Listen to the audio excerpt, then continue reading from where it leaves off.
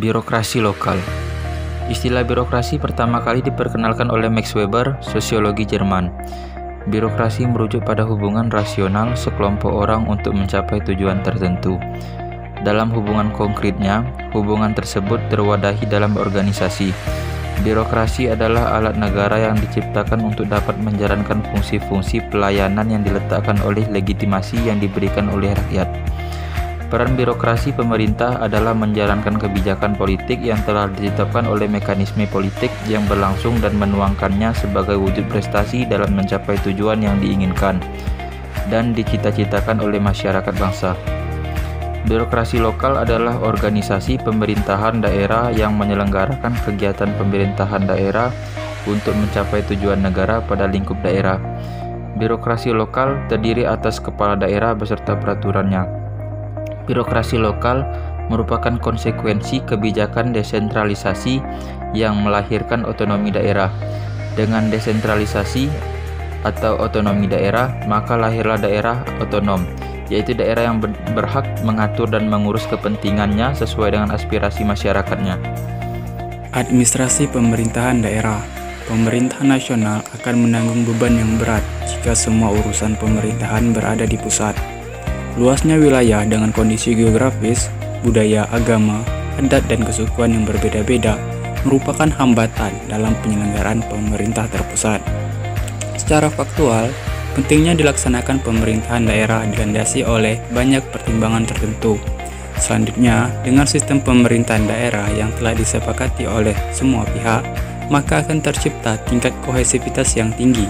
Dengan demikian, pemerintahan daerah justru akan memperkokoh integritas bangsa.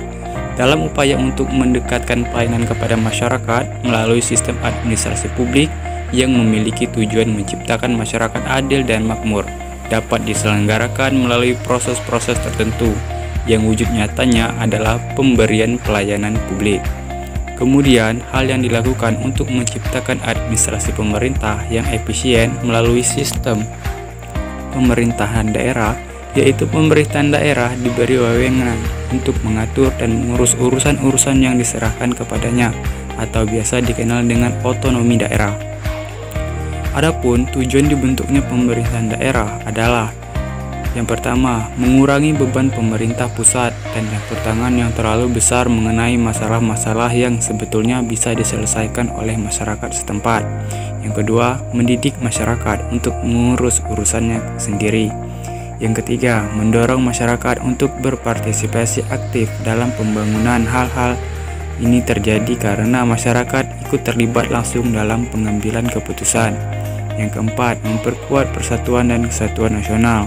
Hal ini didasarkan pada kerangka pikir bahwa dengan diberikannya kewenangan yang luas kepada daerah, maka akan terjadi saling percaya antar pemerintah pusat dan pemerintah daerah.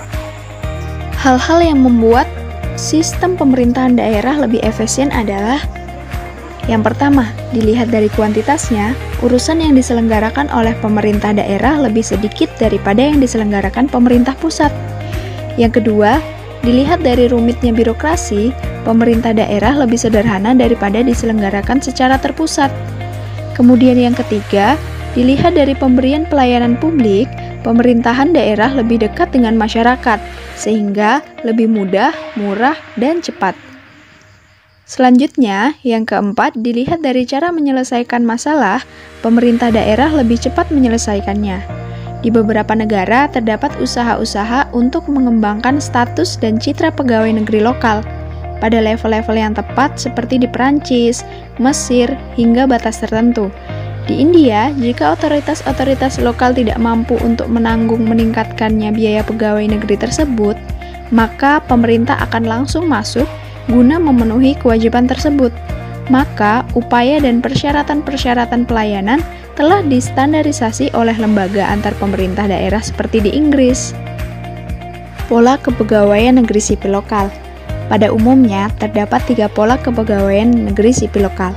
Pertama, seperti negara-negara Prancis, Jepang, dan beberapa negara bagian di Amerika Serikat, di mana ia diberikan landasan hukum. Undang-undang tentang pemerintahan daerah bisa menetapkan lembaga atau lembaga-lembaga untuk mengelola kepegawaian negeri sipil dengan tujuan mencapai keseragaman standar.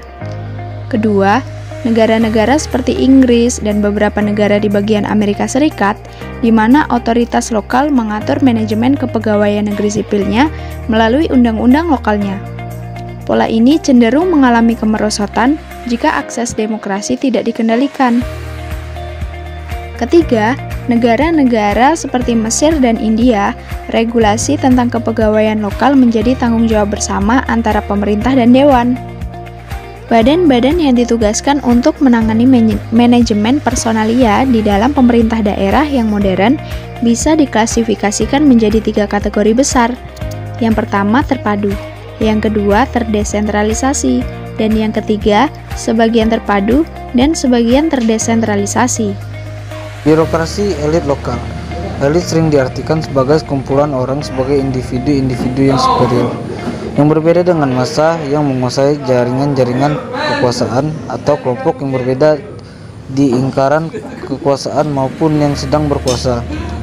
Ciri unik dari kepegawaian negeri sipil daerah di beberapa negara adalah bahwa para pejabat tinggi lokal mendapatkan nyaris tidak ditentukan para mitra mereka. Pemerintah yang lebih tinggi meliputi para pemimpin pejabat eksekutif di dalam proses ini. Teori demokrasi menjadi aneh karena posisi di negara dipegang oleh para pejabat yang diambil dari jabatan tertinggi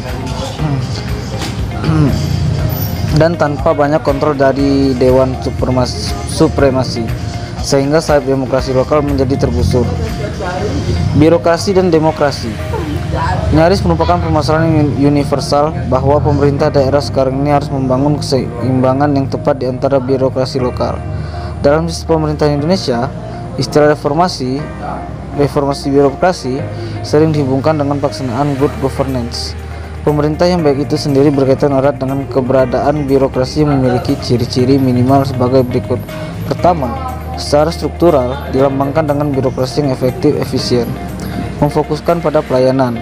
Kedua, secara sistematik dilambangkan dengan berlakunya birokrasi yang memiliki standar kepastian dan kemudahan serta terukur. Ketiga, secara kultur dilambangkan dengan penampilan yang ramah dan perilaku manusia. Di Indonesia, reformasi birokrasi belum optimal karena masih adanya pola pikir demokrat dan komitmen pemimpin. Seperti yang dikemukakan oleh Luyanto 2004, bahwa pola pikir demokrat sebagian besar ditempatkan sebagai penguasa, bukan sebagai pelayan publik, sehingga masih sulit dilakukan perubahan ke arah lebih baik dan berakhir pada KKN.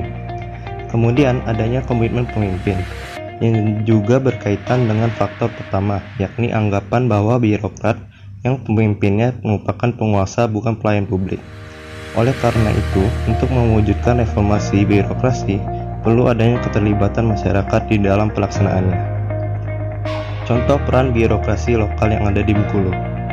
Adanya mall pelayanan publik, ini dibangun sebagai upaya untuk memperbaiki pelayanan publik yang ada di kota Bengkulu.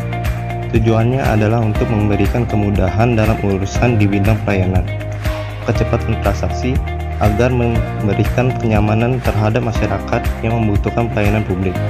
Jadi, dari sini kita bisa melihat bahwa di Kota Bengkulu sudah mulai terbuka dalam menerapkan reformasi birokrasi.